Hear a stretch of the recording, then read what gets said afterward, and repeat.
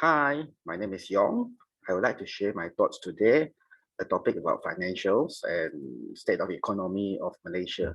So to begin, I have something that might interest anyone who is in business, and let's see if this is something, if you and friends or anyone who is in business do have a look, and I think this might be some interesting topic, right, that you can share and learn, and we can share together, that might be useful and helpful for everyone and friends around us. Now, the topic today I'm going to share is basically how SME can survive and thrive during economic crisis by creating an emergency fund.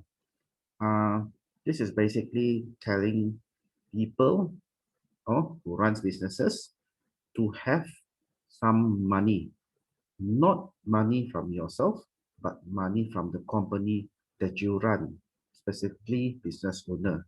Okay, and why the reason I have to come up with this such a topic, because I've seen a lot of Malaysian companies sectors are in really trouble, and by doing that we will analyze companies in Malaysia, definition, let's say SME, companies which define as making a revenue 50 million and below and has less than 250 employees. So these are the statistics, the figure that I'm trying to share with these people who are in this segment, even up to people with 3, 4 employees. This topic is still relevant, just to share my knowledge and experience so it may help them, yeah, and anyone who is willing to listen, and you know the opinion might be able to be useful to avoid the pitfall of a company going into problem. Now let's start with the next slide and I'll explain what it is about. So from the topic we can know that Malaysia, you and me know that most of our people here works, yeah, in the private sector. Basically, our business is 89% or 95%, 98.5%. Apologies, our business in Malaysia is basically SMEs. So around this is 20% owned by women. This is the statistics taken on 2019. So that's quite recent, and it's basically SME are the backbone of the economy of the private sector. So everyone, apart from working for the government sector, it's also the private sector. It's the one that generating most of the pay income. And okay, 98.5% means that the others are basically listed or public listed companies lah, will be put under that other definition.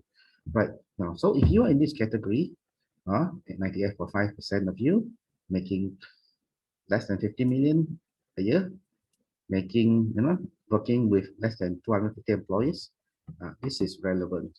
So going back as a business, 2019, there was a statistic, and going to the next year, if you were in business, and most of us are, uh, the findings from the statistic department shows that COVID-19 that hit our economy in 2020, the impact was quite serious in the sense of the shown that 67.8% of company doesn't have revenue within this few months. And statistically, from company that have employees that work as at these sectors of the business, it has shown that 53.4% only have money to survive 1 or 2 months. And most of those are in this category has mostly left, fired the employees or let them go. Well, specifically in this segment, we can see a lot of hospitality, tourism, and travel, which I think has collapsed by this year. So what is the impact of this? This comes every 10 years. That is what is the impact of this. In business, there is something called business cycle. The impact from the business cycle actually is the one that cater to all this crisis. Now, 2019, 2020 was a special thing, going as a business cycle, which has an additional crisis, which is health. COVID has given a lot of businesses and income has been what you say in Malay, tak ada lah, so no more. That destroy business, destroy financial, destroy jobs. So if you look at the chart, financial chart, let's go back to time. Now, 2020 was a COVID crisis. As last year, a lot of business has collapsed and shut down, or some were in continuance. So continue to try to operate in semi, like profitable times, not like it used to be. So this is like the crisis that hits us on 2020, and the stock market went down during 2020, but it came back up.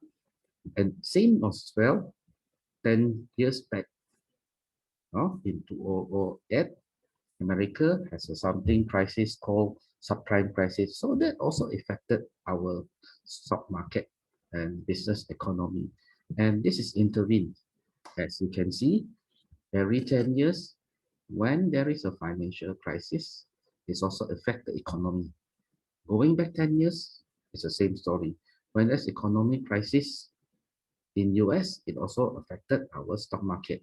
Same going back in 1997, 1998, we had a financial crisis, which also affected our economic crisis. So you can see that going back in time, you will see a pattern of every 10 years.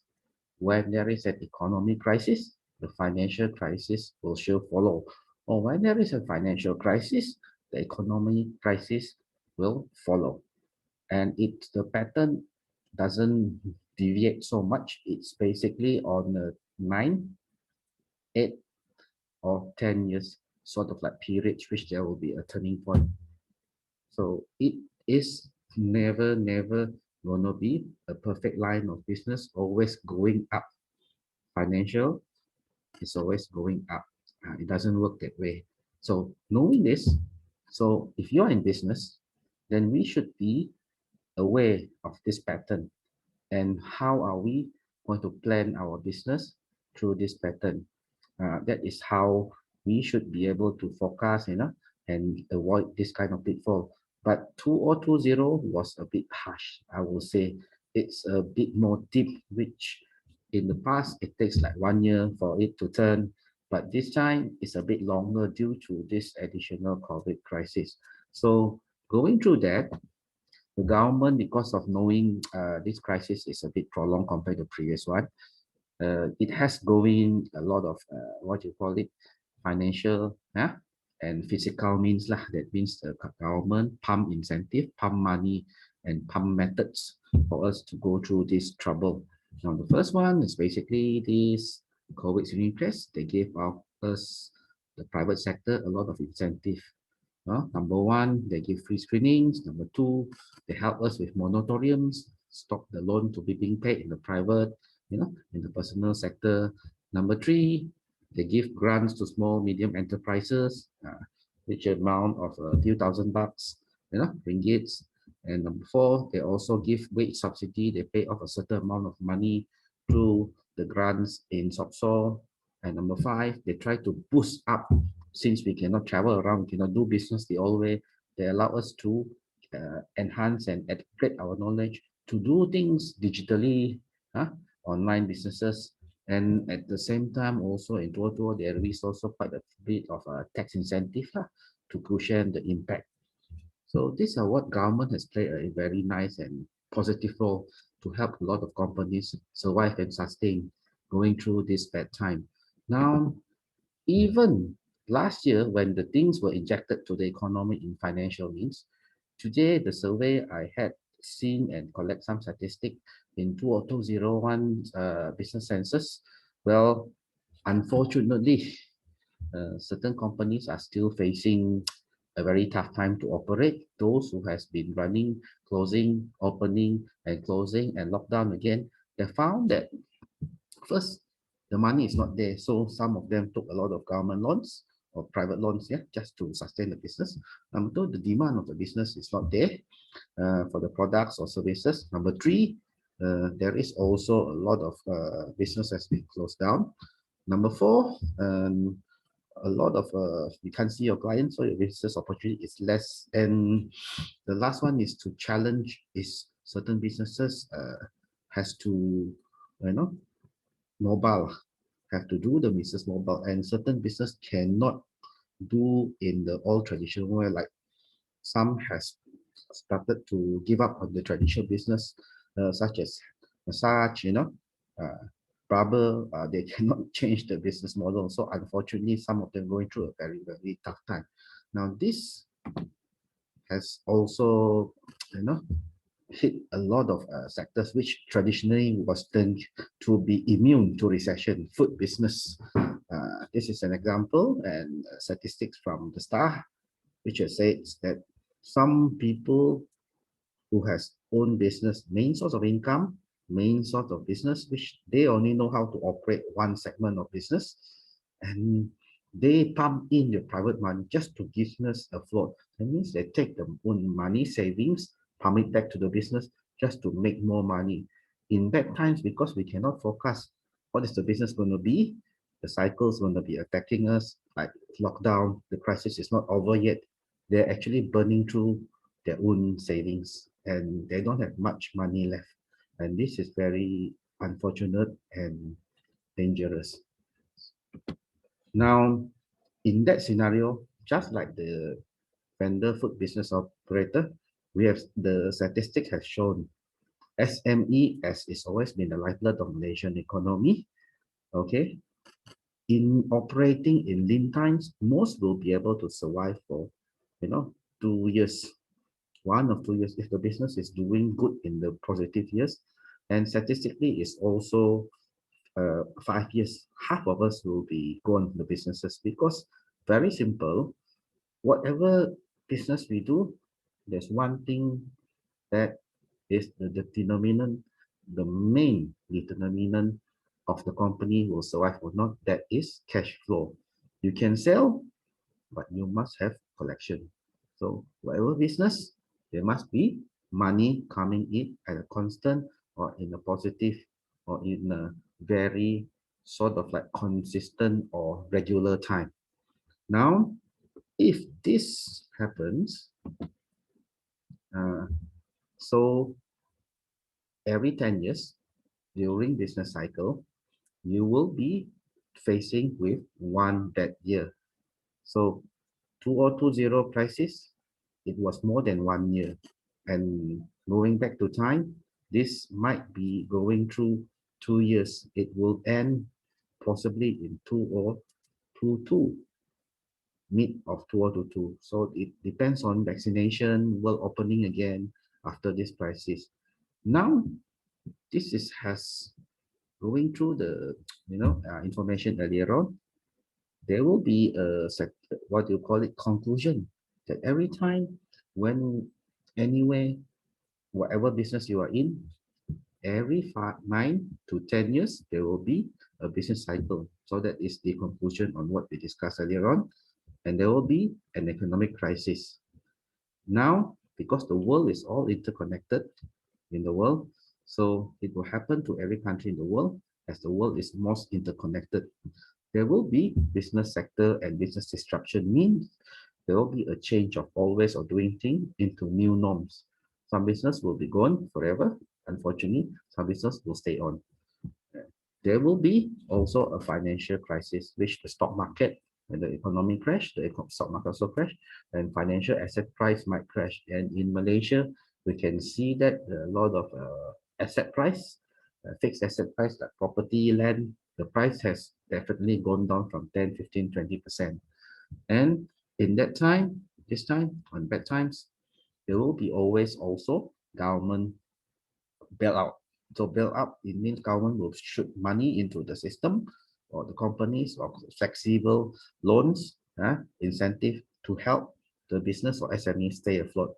So in this scenario, if you are a business, you should have savings. Now, savings It's a lot of form. It can be your company, your assets, or you'll be anything that can turn into cash. So the next thing is, if you have savings, it should come from something called retained earnings. The purpose of this presentation is to share that in time of need, when your money comes from your business, from your sales, you will have a retained earnings. I mean, you make money, there's profits, right? Now, retained money profits is the cash that you keep in your hand, correct, right? So cash enable money to operate in your business. That is like cash in your bank, cash in your credit, right? And it helps you to grow your business or stock up your assets or stock up your inventory. But this crisis has come back every 10 years, 10 years, 10 years. So if you know that you are operating the business, now we are in a crisis. So we are going back up for the next 10 years again, because there have been a lot of money to help the economy, a lot of medicine to help the people. Uh, you have to start, if your company is thriving, to save money, not only buying fixed asset because they are not liquid. I have companies, friends who has a lot of assets, but they have to still, because they don't have much revenue, their sales has dropped, the assets are not easily liquidable. They don't have cash. They don't have cash to pay whatever in this chart. That means they don't have enough emergency fund to pay the director salaries, the worker salaries, companies, mortgage and rental. So they are operating as a very tough time. And unfortunately, the worst thing in this time, if they don't have enough cash, they have to let the employees go because the revenue is not so good. But in this tough time, it's sad for the workers because the boss have to let you go, and you think about the poor guy, uh, having him leaving the company as all employee was loyal to you. It's very hard for him or her to find another job at times. And also the servicing of your company's asset, like your land, your property, you still have to pay the mortgages. Are you going to willing to put up your own money or get additional loans, especially to pump back to your company? And that is not so positive, right? And it's not so nice to have that kind of money from your own private retirement savings for your retirement, for your children's education. It's a choice under them or your company or your livelihood. So the thing is, what you should do is basically to build your own war chest.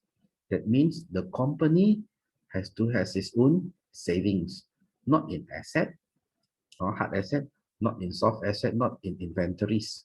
Because the thing is, in bad times, cash is the best thing to have in any time, anywhere, in any business. Because some will overexpand their business, building up extra branch, opening up business, yeah, but they will drain your resources, especially your cash business.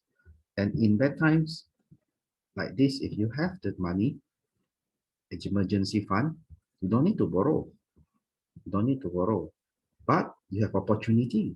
The opportunity will allow you to divest your business, or maybe buy out your competitors, or even buy some other assets that's lock bottom price.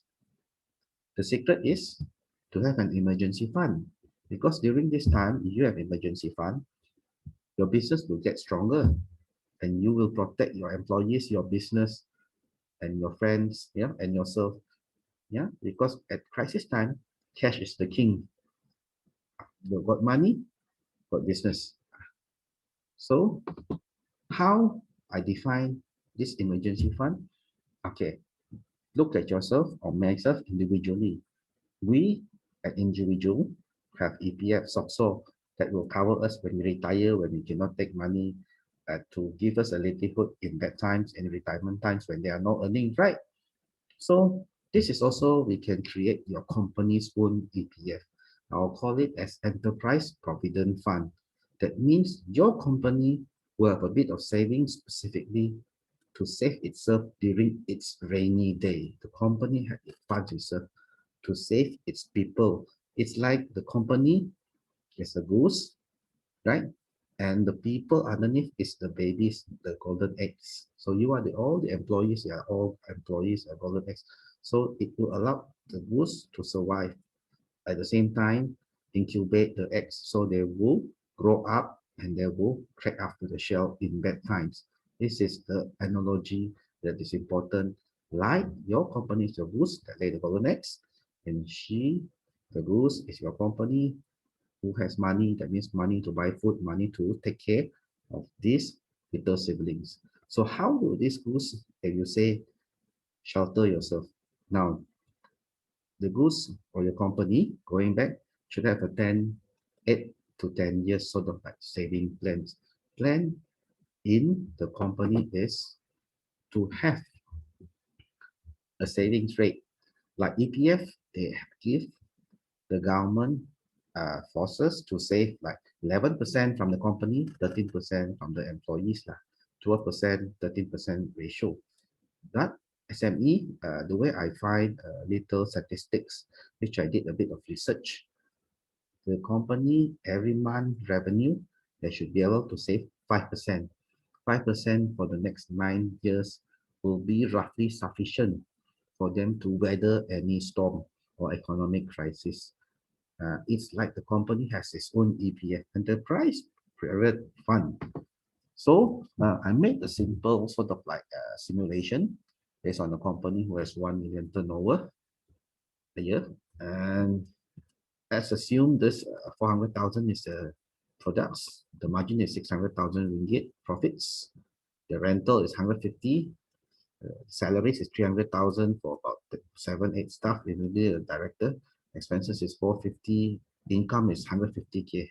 So minus all the expenses, minus all the company profits, they should be able to have 0.5%. That means they only need to save 60,000 a year. That is from the revenue income of 1 million, they only save 5%, still lower than your own EPF rate.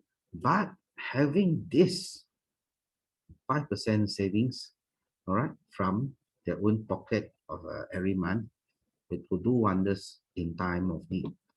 Okay, where should they put this money? Now, most business, if they have any profits or benefits or income or that, they will normally park it very simple. Expand the business or buy property or let the price to go up. Yeah, or buy land or build a bigger business, right? But this crisis, as we discuss, every 8 years, 10 years, the crisis come. You must remember this: the market or the economy can remain bad than longer than the time that you remain be able to make money for your business. So if you have cash, you put in assets as like number two, you put in or buy real estate. Are you in trouble? Most of the time, I will say. But you must see statement number one, it's financial market rebound faster. So this slide has shown that every time 97, 98, when it goes down deep, right? 2 years deep until 2007 is about 8 years up. Same as 2007 and 2 years deep. Then the next until 2021 is basically, what do you call it? 8 years up. This is the sector that I would like to share with you. If you have money, this is the KLCI index, but there is another sector which is more solid, sending to this graph is the S&P 500 lah, 500 biggest company, that's US. And it's follow roughly this chart pattern as well, which shows that every year it will grow around 11 to 12%. That means 11 or 12% sort of like economic financial return. Okay, now if you have knowledge of this, then you understand the financial always recover faster than economy. So what it means is, imagine if you talk about at bad times, okay, why people like companies, owners, businessmen very clever. They say, I don't want to put in FD. Why? It's fixed and the interest is low. It's only give us 2-3%, yeah. And I better put in a very solid asset, such as property, gain much faster, right? The challenge is this. Because of that, people see the FD is so low, 2%. This is a simulation, a simple one. Let's assume the 5,000 company earns, they save every month, they put in FD. Over 10 years, it only gives you 643,000. That is my calculation. That means you cannot withdraw. You put in FD over the years, it only 643,000. So if 643,000, like the company, we took the calculation for expenses of 450,000 a year, it can only last 1.4 years. So by this year, I think the company has kaput lah, been in big trouble lah. So if the crisis is 2020, the company today, I think is finished. But there's another place that your company can invest. And basically, that is the stock market through unit trust. And the market I was talking about is a benchmark. I said the S&P 500, the biggest 500 companies in the world, which gives you a higher potential rate of return at, let's say, 10%. On your money you save every month, 5,000. Just invest it, dollar cost average it. Doesn't matter the market goes up or down, hold it for 10 years. You'll see at least $1 million. And that will allow your company to survive 2.2 years. So no problem. The crisis has another year to go. Your company will still survive, just like the example. If you have this kind of cash, put it aside for bad times. And this is what I have helped a lot of clients. This is sort of my simple client under management. I'm a financial planner, as I explained earlier on. And a lot of company that I can assist to help them to go through this crisis unscanted. And going forward, you should remap or redraw your company's financial position. That every profits, every income you earn, you might be able to save certain amount into your own company's private fund, your own company's EPF. Yeah, employers provident fund, no, enterprise provident fund, that you'll be sheltered for the next crisis. Now, if you need help, do contact me. I'm available to consult or help you any way that I can. Hope that set up your company to have a very strong financial position. All right, thank you very much. Hope to hear from you soon. All the best. So this is my uh, simple sharing, and hope you can benefit you. Thank you very much. Catch up with you again. Bye.